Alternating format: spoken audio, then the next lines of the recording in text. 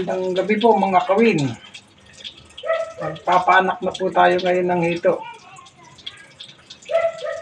Inabot din po ng 9 na oras pagkaturok bago po tayo mag-strip o magpipisa ng ating buntis na hito.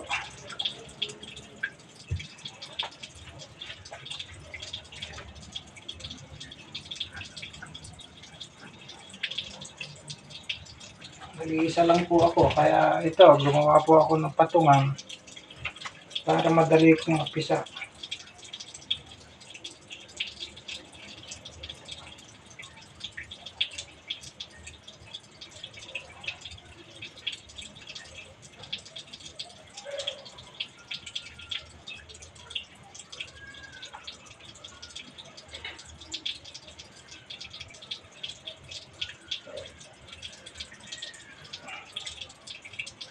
Dahan-dahan lang po ang paggagod ng tiyan.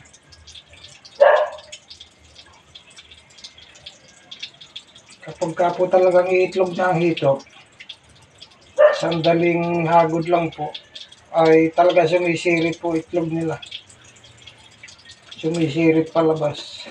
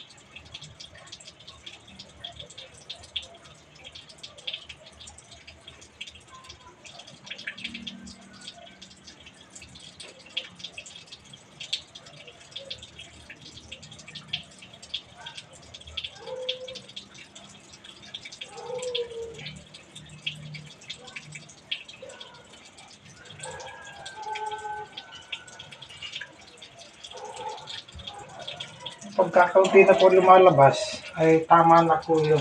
Okay na po yun. Ibang hito naman.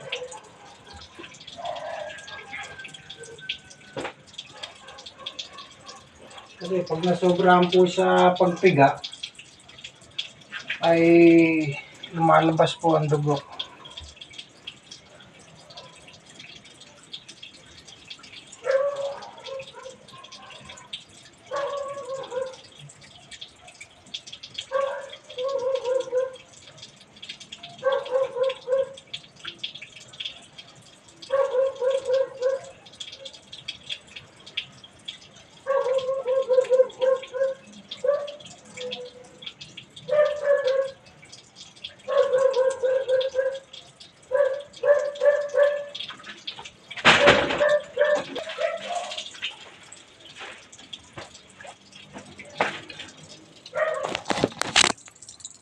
Tapos na po tayong magpaanak, kaya po ang itlog.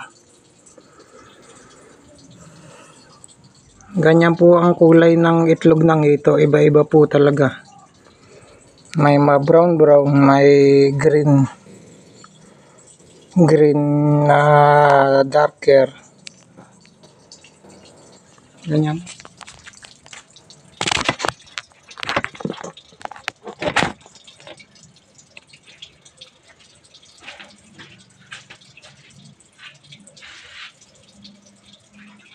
Ngayon naman po ay ihahalo natin ang itlog. Ang itlog ng bayag. Yan po ay bayag ng lalaki. Lalaking hito. Pipisahin po natin yan dyan sa itlog. Para po mafertil.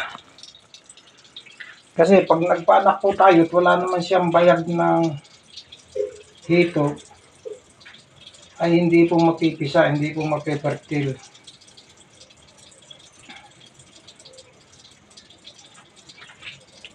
Ganito po ang magandang kulay ng hito, maputi na. Pipisahin po natin to dito sa itlog. Ganito po ang pamamaraan ko. Hindi naman po iba nagpapaanak, ay iba naman po ang pamamaraan niya.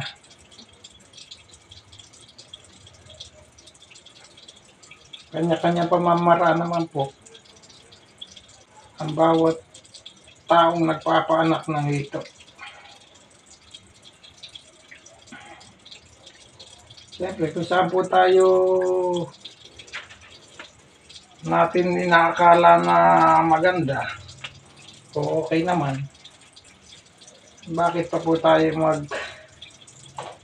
iiba pa ng proseso?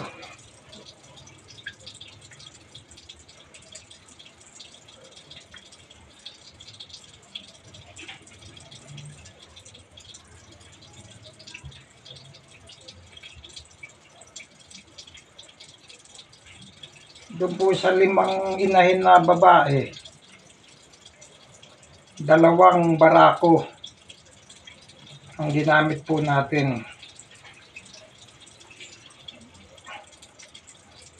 Kaya bali 4 na pirasong bayag po ang ating ihahalo. May pagkakataon naman po na iisa lang ang bayag.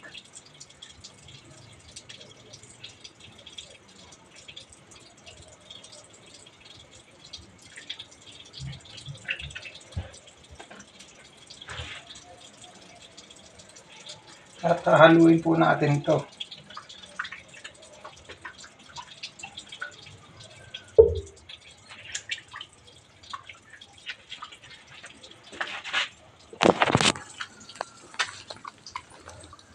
Hindi na po ako gumagamit ng pakpak ng manok o mga 1 minuto lang po natin itong kakalog-kalog. Mahalo na po yun.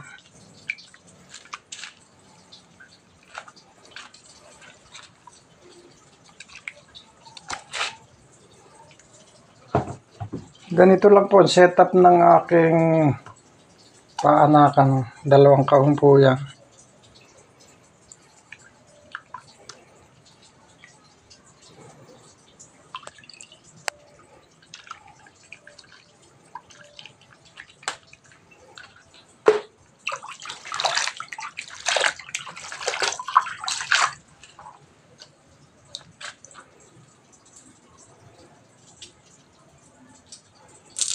Babawasan natin ng sabaw para matanggal yung lansa.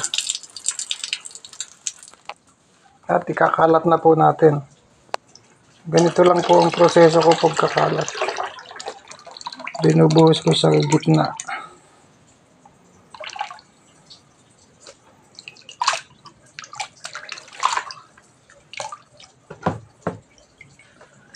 At saka ako po pinipitik-pitik para lumipis.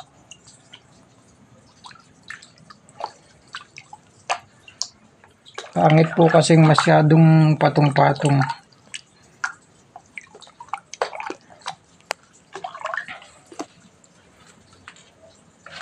Nakikita po kaya?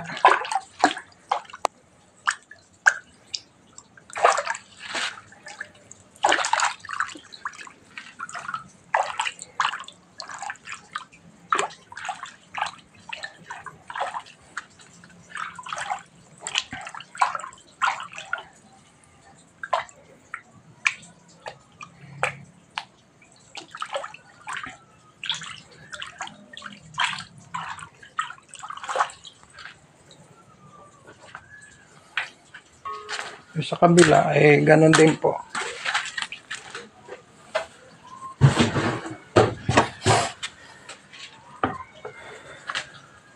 Nilalagyan po natin ng bato kasi lumulutang po ang kawayan.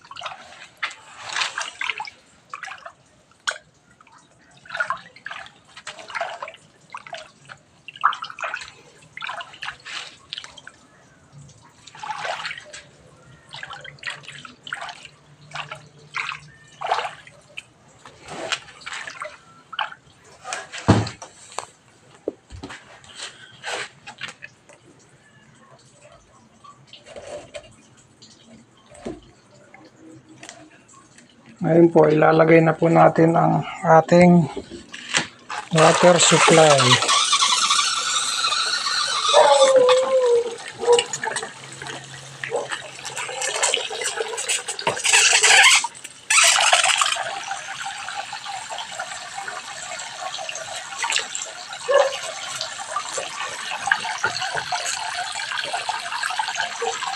Ganyan lang po kalakas ang ating tubig.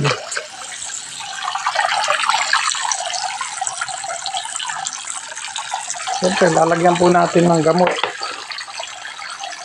Methylene blue lang naman po yan.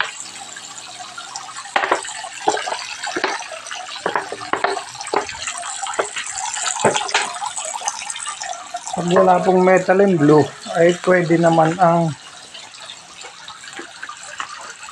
asin.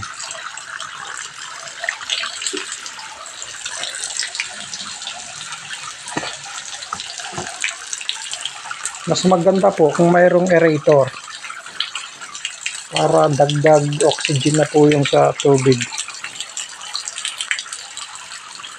After 24 hours, pisa na po yan.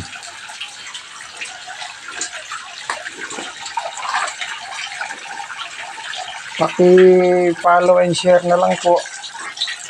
At subscribe na din. Paki-click na din po ang notification bell para sa susunod po nating video ay updated po kayo. Sa susunod na video po ay papakita ko naman po sa inyo kung gaano karami yung napisa. Yes.